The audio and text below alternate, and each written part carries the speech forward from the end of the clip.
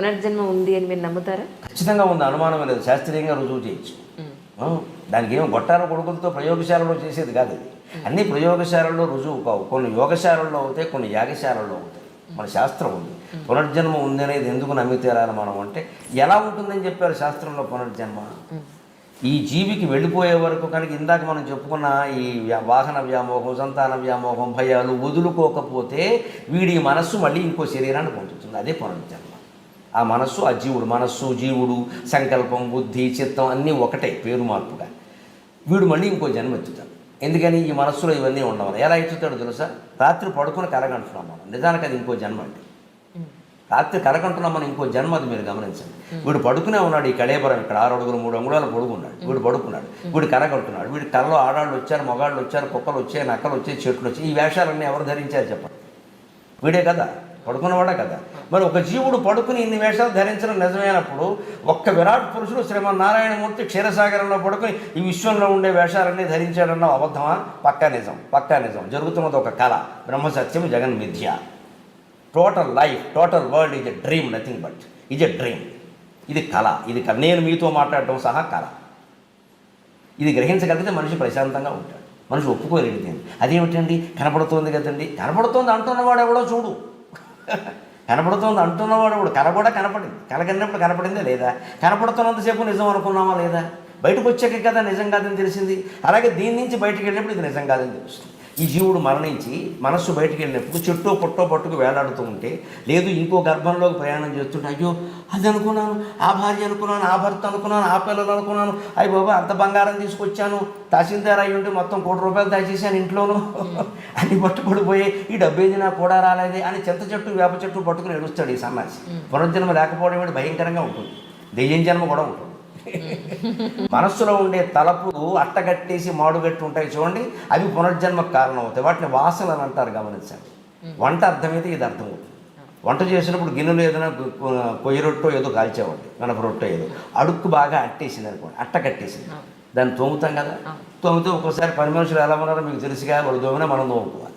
అందుకని వదిలేసాం అనుకోండి, దాంట్లో మీరు ఏ అన్నం పరమానమో వండారు అనుకోండి, దాని వాసన దీనికి వచ్చిందా లేదా? అలాగే మనస్సులో కూడా అట్టగట్టి పేరుకుపోయిన భయాలు, కోరికలు, వాంఛలు, రకరకాల ద్వేషాలు అట్టగట్టి మిగిలిపోయినవి మరో జన్మకు కారణం అవుతుంది. It is scientific. పొంది తీరతాడు ఖచ్చితంగా, అనుమానం లేదు. ఇందుకే ఎంత నాస్తికుడు కూడా దేవుడి మీద నమ్మకం లేకపోవచ్చేమో కానీ, స్వర్గనరకాలు నమ్మకపోవచ్చేమో కానీ, వాడు చేసినవన్నీ వాడు మనస్సులో వాసన రూపంలో ఉన్నాయనే విషయాన్ని వాడు నమ్మకుండా ఉండలేదు. వాడికి కొన్ని వాసనలు ఉన్నాయి కదా. ఆస్తికుడైతే ఆయన బంధాలు ఆయనకున్నాయి. నాస్తికుడు దేవుడు నమ్మడు, భగవంతుడు నమ్మడు, భార్యను నమ్ముతున్నాడు కదా.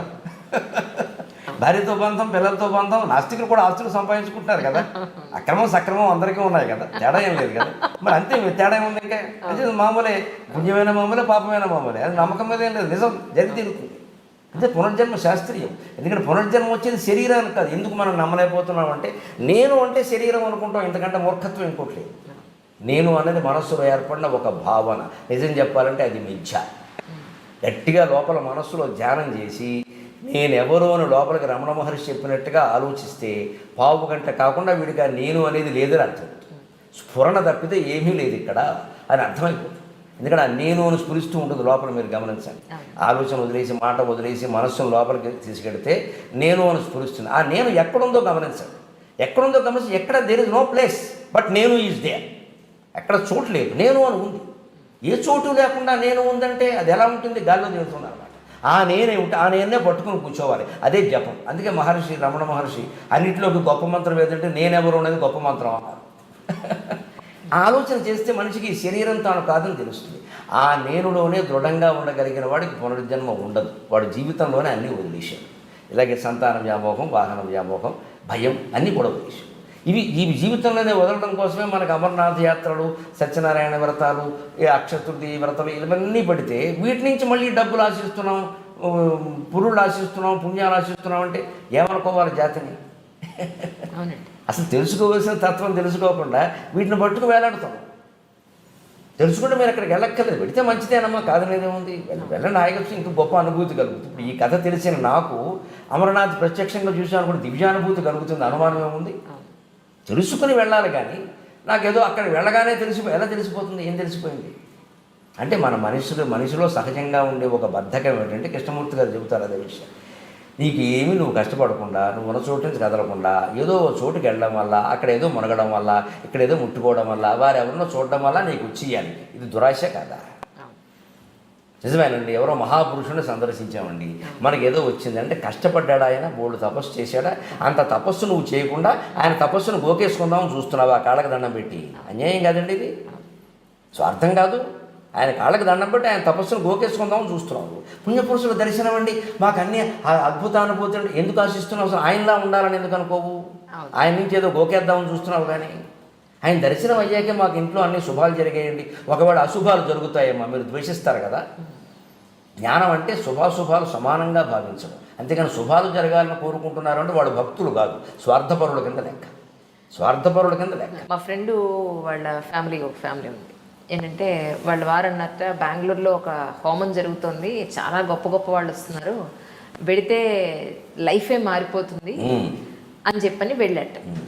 వెళ్ళి వచ్చారు. వచ్చిన తర్వాత దీని బాధ ఏంటంటే ఈయన సరిగ్గా ఉద్యోగం చేయమను, ఈయన సరిగ్గా బయట అప్పులు ఏం చేశాడో ఫస్ట్ నాకు చెప్పమను, ఎంత వస్తుందో ఫస్ట్ నాకు చెప్పాలి కదా. భార్యకి ఎంత వస్తుందో చెప్పడు.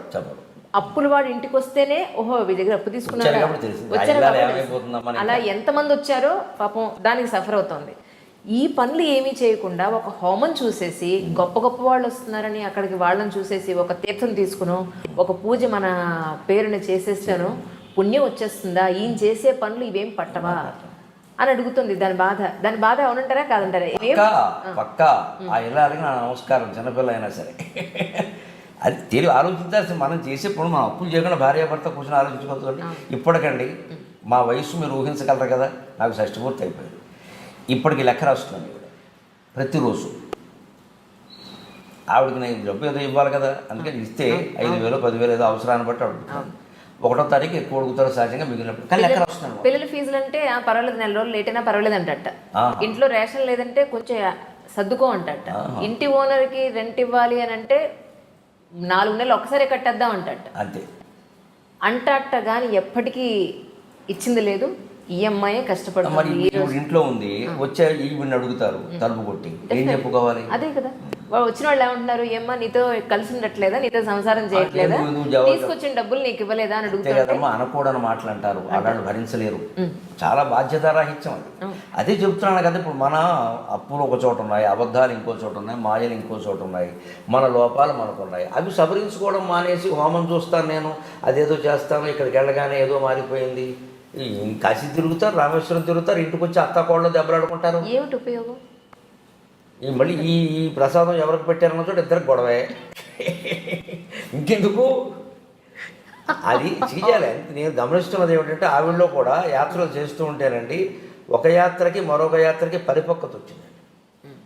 నిజమేనండి మీరు చెప్పింది ఏదో అనుకున్నాను కానీ అది చాలాసార్లు. అప్పుడు ఏమవుతుందా, అది ఫలితాన్ని ఇస్తుంది, ఇది యాత్ర ఫలితం అండి. ఆ తర్వాత ఇంట్లో మార్పులు చూశాను నేను. ఆవిడ స్వభావంలో ప్రత్యేకత ఏమిటంటే, మనం ఒకసారి ఏదైనా చెప్పినప్పుడు వెంటనే నచ్చకపోవచ్చు, చాలామందికి నచ్చదు, వెంటనే చేయకపోవచ్చు కూడా. కానీ 24 గంటల్లో నాకు అది జరిగిపోతుంది. అది తెలుసు, ఆలోచిస్తుంది. ఎందుకు చెప్తాడు? పని లేకుండా చెప్పడు కదా ఆయన, అంత చదువుకున్న ఆయన, అందరూ గౌరవిస్తున్నారు, అది చేస్తే బాగుంటుంది, నష్టం అని మారిపోతుంది అక్కడ. నాకు కావాల్సింది మార్పే కదా, అది నష్టంలో మార్పే కదా. వెంటనే చేయాల్సిన పని అంటే ఒకసారి కుదురుతుంది, ఆవిడ చెప్పినా నేను చేయను వెంటనే. అది సర్దుకుని చేసిన ఉన్నాయి చెప్తే ఒక్కోసారి చాలు, నేను ఒకసారి అంటే వెంటనే ఎగైన్ యు ఆర్ రైట్ అంటారు. ముందు ఒప్పుకోరు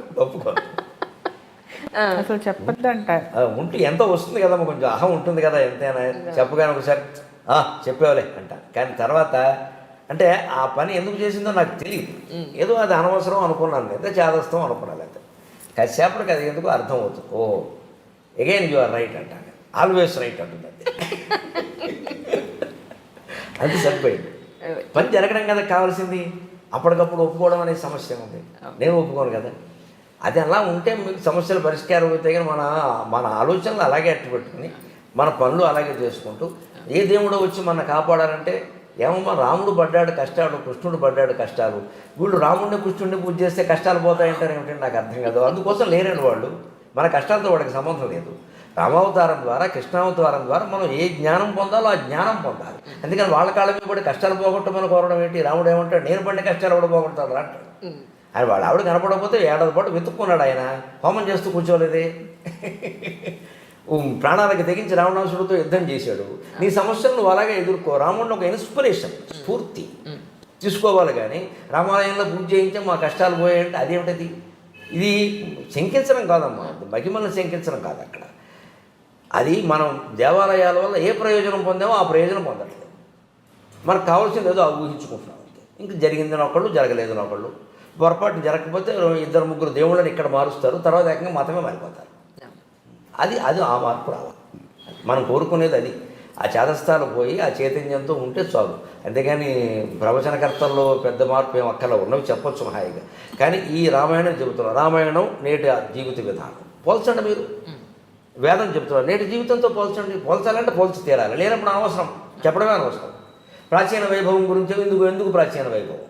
గాంధీ గారి గురించి ఇప్పుడు ఎంత పొగిడితే ఏం ఉపయోగం అమ్మా? ఒక్క మనిషిని మీరు చూపించగలరా? ఆయన వస్తే మళ్ళీ ఆత్మహత్య చేసుకుని వెళ్ళిపోతారు దేశం నుంచి, ఒక క్షణం ఉండలేక. ఇదే నేను కోరుకున్న దేశం అని. మేము గాంధీ జయంతి నాడు దండేశాం అనేది ఎంత ఉపయోగమో, రామాలయంలో పూజ చేసాం కూడా అంతే ఉపయోగం. గాంధీ నుంచి వీరేం గ్రహించరు, రాముడి నుంచి వీరేం గ్రహించరు. ఆ మనిషి జీవితాంతం అలాగా క్షోభ అనుభవిస్తూ అహింసా మార్గంలో అలాగే నడిస్తే చివరిలో చూడండి ఆ పరిపక్వత. ఎవరో తుపాకీ పెట్టి కాల్చారు ఆయన్ని. మరి ఎవరా, ఏం చేస్తున్నారు, ఎవరున్నారు, ఏమన్నా అనలేదమ్మా, హే రామ్ అని వెళ్ళిపోయాడమ్మా. ఎందుకు వచ్చింది ఆ స్థితి? అటువంటి మనిషికి పునర్జన్మ ఉండదు. ఆయన అన్నింటినీ జయించాడు. కాబట్టి అంత క్షణాలు తుపాకీ పేరు మామూలుగా ఏదో రోగం వచ్చి పోవడం కాదు. తుపాకీ గుండెల్ని చీల్చేస్తే హే రామ్ అనే మాట వచ్చింది తప్ప కేకర్రాయ్, హూ ఇస్ దేర్ ఇలాంటి మాటలేవి రాలేదు. అది పునర్జన్మ రాహిత్యం అంటే అది. అటువంటి వాళ్ళకి జన్మ ఉండదు. మన పోటీగాళ్ళు అందరికీ ఏదో ఒక భావావేశంలో ఉన్నప్పుడు ఆ భావావేశంలో కనుక మరణం వస్తే జన్మ ఖాయం, వాసనలు. మీకు భాగవతంలో జడభరతుడు కథలో ఉంటుంది అదంతా. ఒక మహారాజు లేడిగా పుడతాడు కర్మ, కానీ ఏం కర్మ అంటే అంతే, వాసనలు వదలలేకపోయాడు. అది పునర్జన్మ.